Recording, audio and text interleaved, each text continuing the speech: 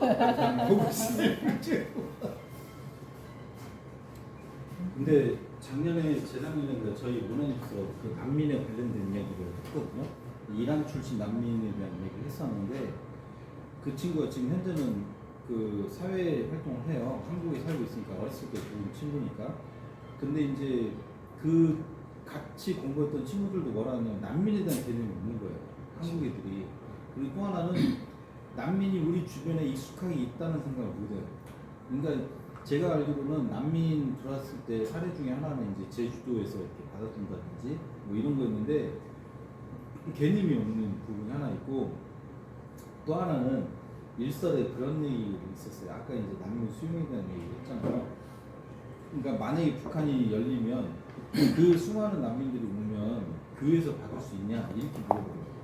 여기는 교회는 대형 교회도 있고 시설도 있는데 지금 현재 상황에서는 우리나라 교회의 특징이 이제는 통일에 대한 개념이 없어지고 그리고 또 되게 보수화되고 우경화되고 뭐 이러다 보니까 북한에 관계된다고 하면 이게 빨갱이라고 이렇게 딱 찍어버리는 거예요. 이게. 그래서 이런 부분들이 한국 교육에 대해서 과연 이게 이해가 될 수 있는 부분이 있을까? 교육가 더 배수적으로 더 바뀌는 바람에 그러니까 YMCA에서 적어도 우리 군산 YMCA 평화통일위원회라 그러면 이런 거를 가상을 해서 상정을 해놓고 만약에 이 지역에 난민이 한 2만 명 정도 들어왔다 어디서 수용을 해야 되는지 이런 계획들도 한 번씩 그냥 가상으로 만들어 보는 거예요. 그래서 실제 그 상황이 됐을 때 이제 하고 그 다음에 만약에 세미나나 지자체하고 세미나도 이런 것도 해보는 거죠. 그래서 니네가 만약에 중국 애들이 배 타고 연태에서 천진에서 대량으로 한 뭐 몇천 명이 한 일주일 동안 들어왔다. 이거를 어떻게 가장을 하고. 근데 우리 6.25 때 보니까 군산은 케이스가 있어요. LST를 타고 군산항에 사람들은 거제도에만 퍼놨다고 생각하는데 군산항은 거제 아니더라고. 대형 LST가 와가지고 하룻밤 사이에 4만 5천 명이 군산항에 내렸어. 그래서 이 4만 5천 명이 내려가지고 5만 명이 내려서 어떻게 했냐면 전주로 15,000명 보냈고 익산으로 15,000명 보냈고 쪼개서 김제로 5,000명이 갔고 저게요 그 군산으로 15,000명이 내렸어요. 내렸는데 그 흔적이 뭐냐? 백국포도를 만드는 사람들은 다 그 옛날에 흥남 쳤을 때 좋았던 사람들. 백구에 있는 포도밭이 왜 처음 시작이 그러니까 이 사람들이 먹고 살죠. 왜냐하면 정차가 논이 있는 땅이 없으니까. 논이 있는 땅이 없으니까 피난민촌을 만들어 놓고 이 사람들한테 뭘 했냐면 포도 농사를 전목 이 사람들이 찾아가지고 포도 농사를 지었던 거고 군산에서는 어떻게 했냐 이 사람들이 대부분 철도 노동자라고 했어요. 철도 노동자. 그래서 우리가 알고 있는 그 군산의 그 저기죠 흥남동. 흥남동은 다 피난민촌이었다니까 예전에. 그 동 이름도 걔네들은 분석하는데 흥남동이. 그 다음에 철길마을 양쪽에 있었잖아요. 철길 노동자들이 군산에 이미 도시가 형성이 돼가지고 다 갈 데가 없으니까 뭐냐면 철길마을하고 저기에 많이 했어요. 철도에서 미군 철도, 그러니까 부산에서 하역을 하면 미군이 땡겨와요. 기차를 타고. 그 다음에 어디냐면 군산 그 항구역에서 교체가 돼. 이 철도가 안 이어져가지고 어떻게 됐냐면 이 수송물을 내려가지고 군산 화물역에서 그러니까 군산 화물역이 어디냐면 우리가 생각하는 지금 화물역이 아니에요. 그 있다가 없어진 그게 어디냐면 조선은행 뒤쪽에 화물역이 있었어요. 그래도 내암 쪽에 내암 쪽에 철길이 있잖아요. 근데 그 철길이 뭐냐면 미군 들어가는 철도가 연결이 거기서 돼요. 그래서 사람들이 물건을 받아가지고 화물 하역을 해서 어마어마하게 많은 사람들이 붙어가지고 미군 탄약, 무기, 식량 그런 것들을 철길로 해가지고 다시 이렇게 보냈거든요. 그러니까 이게 군산 척이었고 이게 계속 그 당시에 뭐냐면 일꾼이 없어요. 일할 사람이 있어야 되는데 군산에 있던 사람들은 그런 일 안 해요. 이미 직장이 잡혀 있고 생활 터전이 있고 장사를 하고 있거든요. 근데 어마어마한 피난민이 와가지고 했고 예전에 그런 사진 혹시 보셨어요? 제 사진 비교를 했더니 6.25 전에는 이 우리 해망동 쪽 그다음에 저기에 산하지 않았어요. 산과 밭이었어. 그러니까 어디냐면 야산 있죠. 그러니까 저기 그 말랭이 마을이라고 하는 데가 신동, 공동. 그 위쪽에가 거의 집이 없었고 그치. 서거만 있었어. 그 뭐가 있었냐면 해방 막 되고 찍은 사진인데 신사. 산하고 논이 아니라 밭만 있었어. 그런데 6.25가 딱 끝나고 나서 애들이 찍은 그러니까 미군이나 아니면 뭐 적십자나 아니면 해외에서 왔던 사람들이 찍은 사진을 보니까 거기에 판자촌 집이 다 붙어 있는 거야. 해망동이라고 그러는데. 그래서 예전에 있었는데 지금 여보세요? 없어졌잖아요. 지금 이제 다 철거하고 네. 말랭이 마을을 음. 조성했죠. 근데 말씀하는 이유가 뭐냐면 그때 맞아 이제 죽으라는 얘기야. 그 너무 와서 그걸 형성을 했을 때 그 마을이 조성이 됐어요. 9시에 와서 배송하고 가. 그러니까 음. 그 통영에 가면 네. 봉피랑 아우, 마을, 그렇죠, 그렇죠. 네. 우리는 전라도 말 갈크막이라고 네. 오르막, 네. 봉피랑이라니 경상사투로 오르막이더라고. 네. 높은 곳. 네. 근데 거기는 그 통영 항구 얘기해놓을게. 뒤쪽에 네. 다 해놨잖아요. 그래 저희 해망동처럼 여기도 이제 근대 역사를 하면서 확실히 가요. 국가 예산을 받아가지고 나무를 다 심어버렸잖아요. 사실은 그걸 놔줬어야 돼요. 네. 안 살더라고 관리를 해망도라고 우리 시장이 살아있을 때 했어야 그게 되는데 후회스럽다고 얘기하시더라고요. 그런 걸 다 철거를 해버린 거예요. 근데 결국은 난민에 대한 얘기가 군산의 역사에도 있지만 있어요. 앞으로도 벌어질 수 있는 상황이라고. 근데 이게 사실 민감한 상황이에요. 왜냐면 중국에 관한 이야기잖아요. 그러니까 설정해서 이야기를 하기 때문에 사실은 이것을 그러니까 토론회하고 한다는 게 사실은 쉽지 않아요. 중국이라고 가정하지 말고 이웃 국가에서 전쟁이 그렇지, 아니라 그렇지. 어떤 사태나 사고가 그렇죠. 났는데 자연재해도 그렇게 마찬가지고. 대량 난민이 유입됐을 때 군사는 어떤 준비를 할 수 있는지 같은 거를 이게 이웃 국가라는 게 북한이 될 수도 있고요. 일본이 될 수도 일본이 될 수도 있고 중국. 중국이 될 수도 있어요. 그렇게 해가지고 뭐냐면 근데 이 사람들을 필요한 단기간 거죠. 어떻게 수용할 것이며 정말 심각한 문제예요. 그다음에 이 사람들의 의식주 문제는 어떻게 할 거며 그다음에 뭐 최소한 2만 명만 들어도 이게 사이즈가 그러니까 뒤집을 근데 이게 있어요. 이게 왜 축복인 줄 아세요? 만약 그 사람들이 정착을 하면 대한민국 인구 문제가 시골 한 방에 해결. 인구 문제는 그렇지. 지금 소멸지역 유럽이 전부가 그랬어. 성장. 유럽이 그래서 이 난민을 받는데 유럽이 난민을 받을 때 특정 종교 애들만 들어왔기 때문에 이슬람이라는 그런 문제가 있지만 우리는 그런 갈등은 없어요. 특정 종교가 없기 때문에 단지 이제 그런데 이 사람들이 와가지고 정착을 하는 과정 가운데 이거를 학교는 어떻게 할 거며 만약 아이들이 오면 어른들은 일자리라든가 그다음에 생계는 처음에는 어떻게 할 건지 이런 부분에 대해서 대한민국 정부가 생각을 해야 된다는 거죠. 왜 그러냐면 진짜 웃기게도 한중일 북중에 가장 체제가 안전한 게 한국 한중일 북중에 앞으로 이 상태로 갔을 때 우리나라는 북한하고 전쟁만 안 하면 지금까지 전쟁 이후에 70년 유지됐던 체제 자체가 계속 유지를 되는데 일본은 지금 일본 정치도 개판이지 지진 나가도 개판이지 일본 사람들은 길을 쓰고 좀 똑똑한 사람들은 해외로 나가려고 그러지 그다음에 지진 난다고 그러죠. 중국은 언제 뭐가 터질지 모르는 북한 가운데 중국은 있는 거고 북한도 마찬가지예요. 그래서 우리가 만약에 대량 난민을 상정해가지고 이런 기획을 세워가지고 약간 우리가 이런 걸 연습을 만약에 이렇게 했을 때 식량 수급 문제 단기간 정부에서 뭘 준비를 해가지고 구호품이라든가 도착하는 것도 있지만 지속적으로 우리가 어떤 식으로 식량이라든가 이런 것들을 해서 이런 걸 통해서 교회나 이런 것들을 협의를 할 수 있어요. 지역사회 연계 네, 연계를 자체- 시스템 자체를 그래가지고 생수는 이를테면 하루 이틀 굶어도 살 수 있어도 하루만 굶어 먹으면 죽어요. 그러니까 이 생수 문제는 어떻게 할 건지 식수 문제는 그러니까 그런 거를 상정을 해놓고 한다고 그랬을 때 되게 재밌는 것들이 많아져요. 이를테면 우리는 뭐 했냐면 잼버리 땅도 있어. 그렇죠. 넓은 땅이 있어. 넓은 새만금 잼버리 땅 안에다가 이렇게 해놓고 펜스 쳐놓고 거기에 지금 무엇이 드러난 땅에다가 텐트 쳐주고 거기서 지내라고 공급을 해줄 수도 있는 거고 그다음에 이거를 대량으로 할 수 있는 이런 것들을 많이 연구를 해서 발표를 하고 이거에 대해서 준비를 한다 그러면 만에 하나 그런 일이 안 터지면 감사하지만 터지면 준비를 할 수 있는 여건과 터전이 있는 거죠. 그다음에 우리 이랬을 때 만약에 난민이 들어왔을 때 우리 의식도 바뀌어야 된다는 생각이에요. 그렇죠. 왜냐면 어떤 의식이냐면 우리는 계속 나도 그랬지만 뭐 한 가지 민족의 단일 민족 어쩌고 내 조상을 파보니까 중국 사람이더라고. 통일신라 시대 때 왔던 중국 사람이야. 그래, 맞아. 김씨 성을 가진 사람이 와가지고 정착을 해서 남쪽부터 배 타고 와서 남시성을 받았는데 어쨌든 간에 전쟁이 있던 시기에 우리나라는 되게 많은 난민들이 유입이 됐어. 그렇죠. 왜냐면 이 산맥 때문에 조선만 넘어 들어오면 이 반도라고 설명해서 죄송한데 조선반도로만 넘어 들어오면 안 잡고. 왜냐면 중국 애들은 주로 뭐냐면 기병으로 항상 기병으로 처구했는데 우리는 강이 막혀 있고 딱 오면 또 산이잖아요. 산이 돼 있어가 천연의 방벽 초기가 되는 거예요.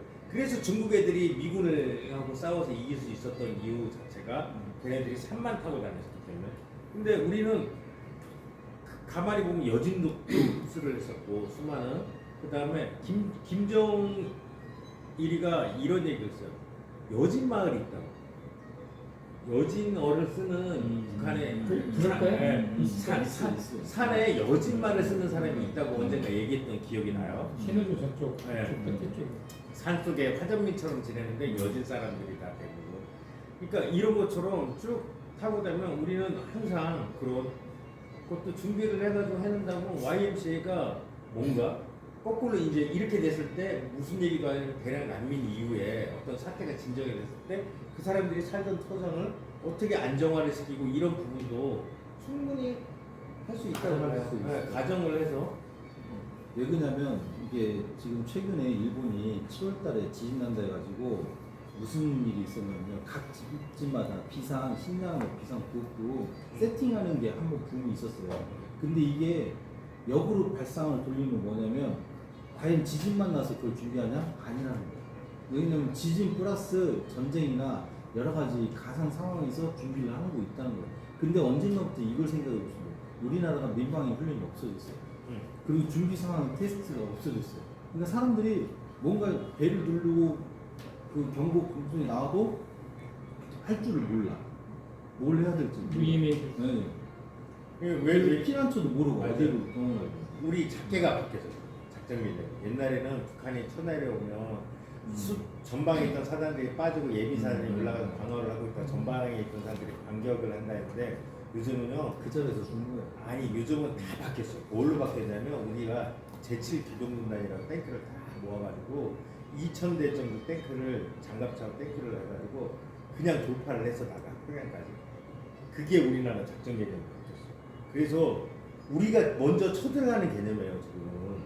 그러니까 지난번에 윤석열이 어쩌고 저쩌고 하니까 북한 애들이 긴급하게 공벽 세우고 지뢰 깔고 남한 새끼들이 쳐들어올지도 모른다 이렇게 생각을 하고 그랬던 거예요. 그래서 북한 애들이 오히려 우물풍선 어쩌고 저쩌고 하다가 뭐 청계하처럼 우물풍선도 안 던지고 요즘 안 나오죠 아예. 안 내려보네. 안 내려보네. 왜냐면 자극을 안 넣는 거예요. 그것도 필요한 것 같아요. 아까 말씀하신 이 안전한 사회를 위해서 우리가 준비할 게 뭐냐. 뭐 이런 화두는 던질 필요는 있을 것 같아요.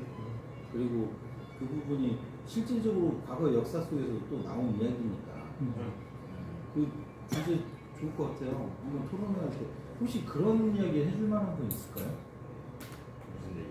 방금 얘기하신 부분들을 부산은 나밖에 없어. 박 의원님이 전화하는 세계 있게 흘러온 딱 왜냐면 그런 거를 그러니까 다큐멘터리를 보다 보면 그런 거에 상상돼가지고 그러니까 이제 우크라이나 전쟁 이후에 폴란드가 되게 많은 걸 하고 있어요. 왜냐면 우크라이나에서 넘어온 수십만의 난민을 받아가지고 수용하고 있잖아요. 그러고 있어요.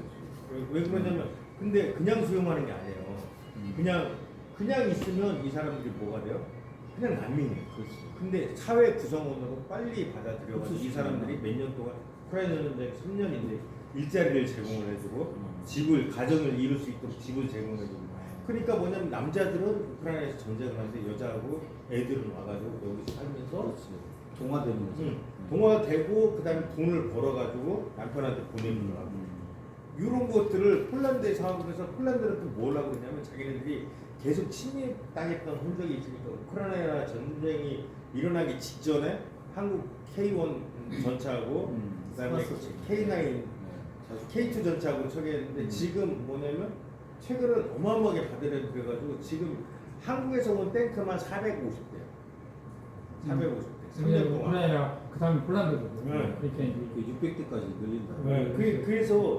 그래서 이거에 대한 대비라든가 준비책, 그러니까 그런 사례도 연구를 해봐야죠. 우크라이나 난민을 과연 독일은 어떻게 받았고, 그다음에 가까운 나라들 어떻게 받았고, 폴란드는 이 사람들을 어떻게 정착을 시키면서. 왜냐하면 우크라이나 난민이 폴란드 와가지고 무슨 사고를 쳤다는 얘기가 없어. 그러니까 뉴스에 그거 없어. 그렇죠. 근데 이란이랑 옛날에 시리아 난민이 와가지고 사고를 치고 테러를 하고 이런 얘기는 지속적으로 있거든요. 없어. 그 이유가 이제 사회 흡수력 자체가 다르다는. 그렇죠. 그러니까 우리도 시스템이. 그런 거에 대해서 어린 애들한테 앞으로, 왜냐면 우리도 난민이 될 수도 있어요. 그렇죠. 예? 전쟁을 그러니까 가야 되니까. 근데 다른 데 나라 사람들이 뭐 짧은 이웃으로 사마리아 이웃처럼 짧은 이웃으로 와가지고 고통당하는 이웃이 됐을 때 우리가 선한 사마리아인으로서 1년도 2년도 풀릴 수 있는 마음의 준비가 돼 있고, 그다음에 다문화에 대해서 받아들일 수 있는 저기가 돼 있다고 보면 안돼 있습니다. 어. 우리도. 지금 다문화 어서 제한이 어서 이쪽으로 오세요. 안녕하세요. 오세요. 인사만 드리는 아니 식사는 식사 오셔야죠. 아니 저기 그렇잖아. 차 한잔. 아 그래. 다문화가 보면 전라북도에 커피? 23.2% 정도. 근데 군산에 12%가 돼요. 지금 얼마가 되냐면 가정이 한 23,000명 군산에만. 근데 나중에 이제 이 다문화 가정이 이제 뭐가 문제가 되냐면 이혼하고 같은 사람, 개별적으로 어떤 사람, 단독으로 오는 사람 이러다 보니까 언어에 대한 문제가 오니까 유럽처럼 우리나라도 향후 한 10년 후에는 다문화 가정으로 인해서 큰 사회 문제가 온다. 이걸 좀 돌파를 해야 되는데 어려움이 있는 거죠. 저부터 생각했던 거고. 많이 우리 굉장히 지금 어려운 거예요. 그래서 이게 사회 문제가 심각하게 올 것이다. 왜냐면 얘네들이 사회에 적응 못하고 그러면 나중에 범죄나 이런 청소년 그런 쪽에 빠지다 보면은 굉장히 심각한 문제가 오면 누나 지금 인쇄들이 고등학교 공부하는 대학 지금 갔을 군대만에 때 들어갔습니다. 대학교 들어갔죠. 우리 옛날에 문제 나올 때 초등학교 다닌다고 지금 그랬을 때는 근데 지금 제가 봤을 때 적응을 너무 잘하고 있어요. 잘하고 있는데 시부모 시어머니 신랑들이 베트남에서 넘어오는 이제 중국이 제일 많고 베트남인데 똑똑한 친구들이에요. 근데 감당이 안 되니까 안 내보내는 거예요. 왜?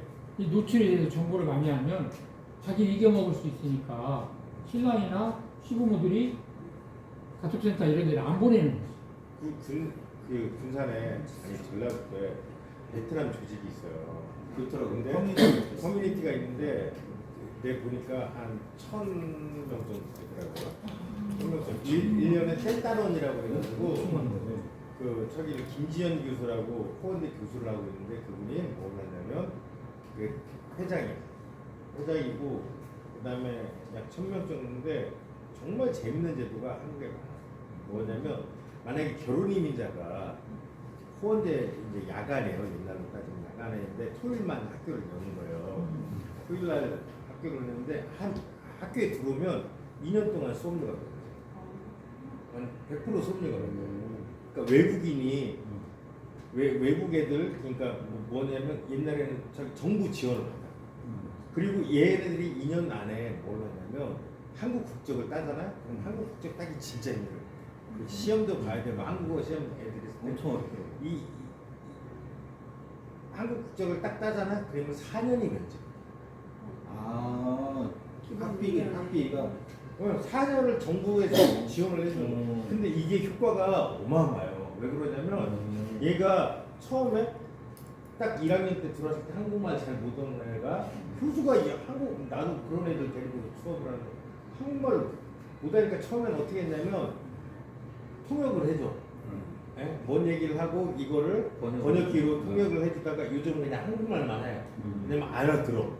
그리고 얘네들이 토요일날 우리가 전공 수업을 한다 그러면 일요일날은 뭐냐면 한국어 수업이 따로 있어요.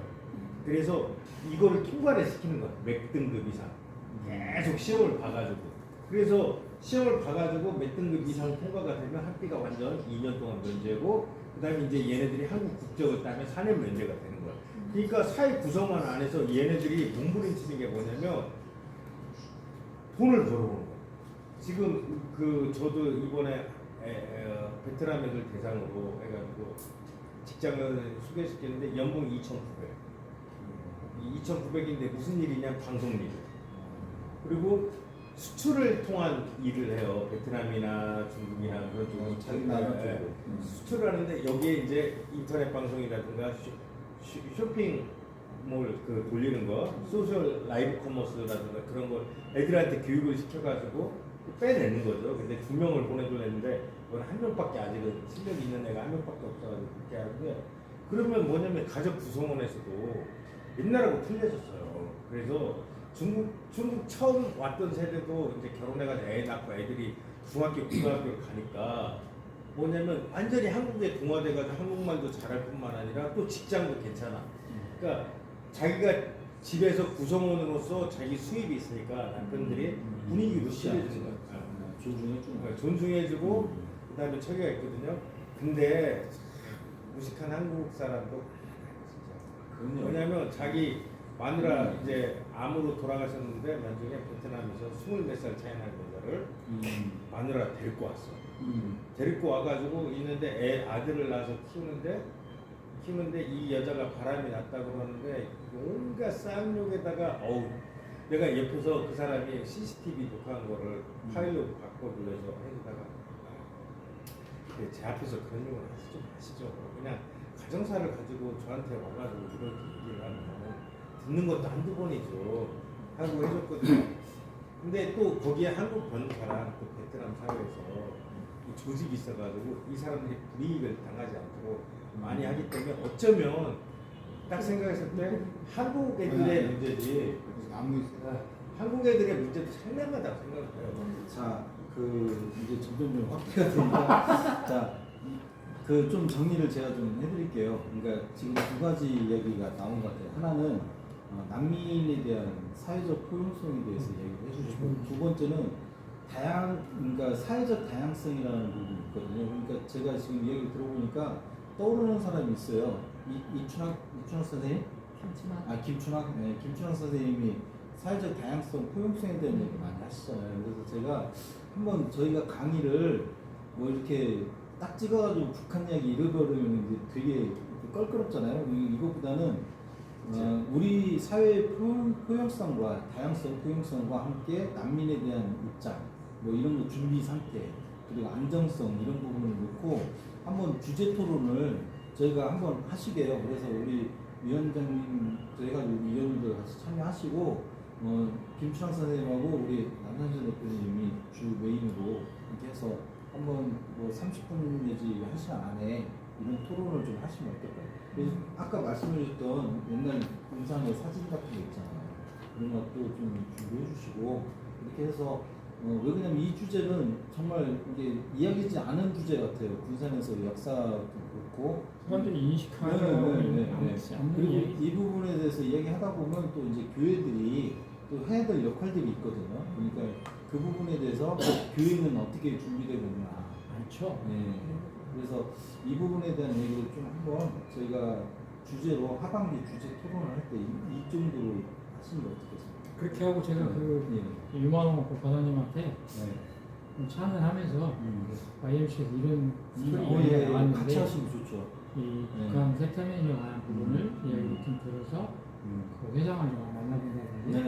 이렇게 해서 현재 뭐 그분들의 삶은 어떤지 그치. 그 이야기도 그런 그- 것들에 대한 부분도 네. 들어보시고 그래서 이제 우리 주제 토론 같은 경우에 라이브 방송 그렇죠. 들어가지고 시민들한테 좋을 것 같아요. 저기 하면 알겠습니다. 굉장히 신선할 것 같아요. 네, 다음 달 정도 어때서 일단 잡으시고 일단은 지금 제가 이제 감을 좀 못 잡았는데 이제 조금씩 감이 좀 잡혀가고 있어요. 전체 위원장 맡고 있으면서 감을 못 네. 잡아가지고 근데 이제 조금 우리 네. 남 대표님 얘기를 들으면 음. 막 뭐가 엄청나게 많은 것 같은데 음. 막상 뭐 하려고 보면 너무 개념이 안 잡혀 있어가지고 힘들어요. 그래서 지금 지난번에 했던 것도 지금 뒤져봤어요. 예, 예. 그 저기 얘기 응? 제가 했던 네. 그래서 통일교육 봤는데, 해가지고. 네. 그래서 일단 우리가 통일정책위원회에서 뭔가 할 일은 많은 것 같아요. 많은 것 같은데 이게 순서가 좀 필요한 것 같아요. 그래서 보면 우리가 이제 해야 할 일을 우선순위로 좀 정해가지고 그걸 차근차근 그래서 한 단계 한 단계 좀 밟아가는 것을 해야 되는데 일단 토론을 먼저 시작하는 게 아니라 어떤 주제로 먼저 우리가 우선순위를 정해서 우리가 해야 될 일을 먼저 해놓고 그 다음에 토론을 하고 차근차근 좀 계획을 좀 세워가지고 진행해봐야 될 것 같고 1차적으로 난민 주제, 그러니까 난민 문제가 발생을 하면 어떻게 할 것인가 이건 가설이지만 정말 필요한 주제인 것 같아요. 그리고 이 난민 문제는 군산에서는 실은 신경 안 쓰잖아요. 아니, 저는 그런 전국에서 생겨나. 대명부 자체에서 네, 그래서 이런 주제들이 너무 지금 좋은 것 같고 다양성도 지금 우리 군산대에서 이 지금 그 뭐지? 아무나 다문화 지금 학과가 있잖아요. 네, 대학원 다문화 있어요. 대학원이 있어요. 그래서 그분들이 지금 양성이 되고 있는데 거기 지금 다니고 있는 분들 얘기 들어보니까 거의 대부분 한국어 선생님들이 거기를 들어온다고 하더라고요. 그래서 한국어를 가르치는 선생님, 외국인들이 오면.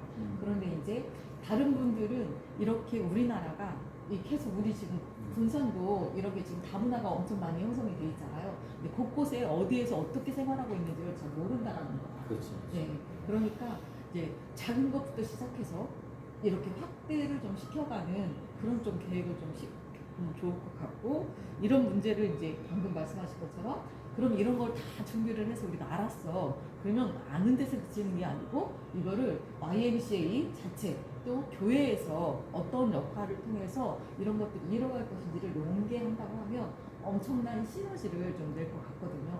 그래서 이제 가장 먼저 해야 될 거는 일단 우리가 어떤 주제로 무엇을 어떻게 할 것인지 지난번에 프로그램도 막 엄청 좋은 거 많았잖아요. 근데 그것도 이해하기만 꺼내놓고 딱 출동한 상태니까 그 지금까지 우리가 상반기 때 했던 내용들을 좀 정리를 해가지고 우선순위를 좀 정해서 그거에 맞게끔 우리가 조찬도 하고 토론도 준비하고 하면 좋을 것 같다는 생각이 이제 좀 머릿속에서 이제 좀 정리가 되는 것 같아요. 그 방향을 네.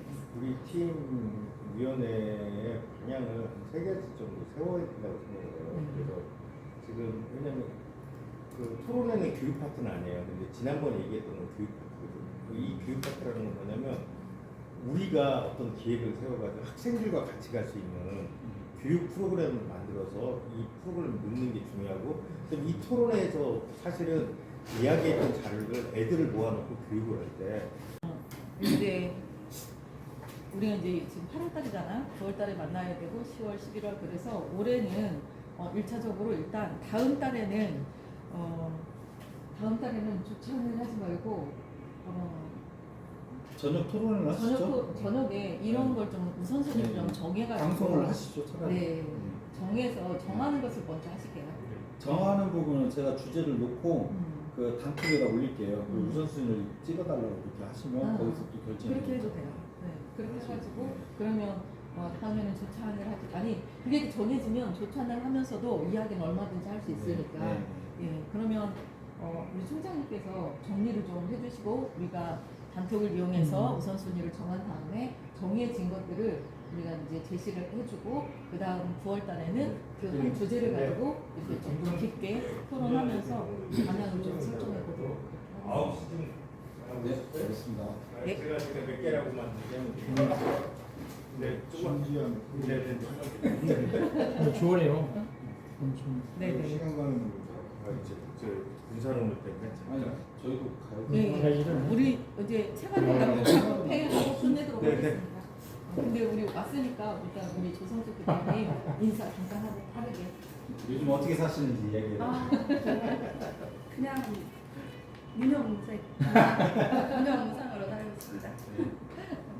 네. 너무 늦어서 매번 죄송합니다.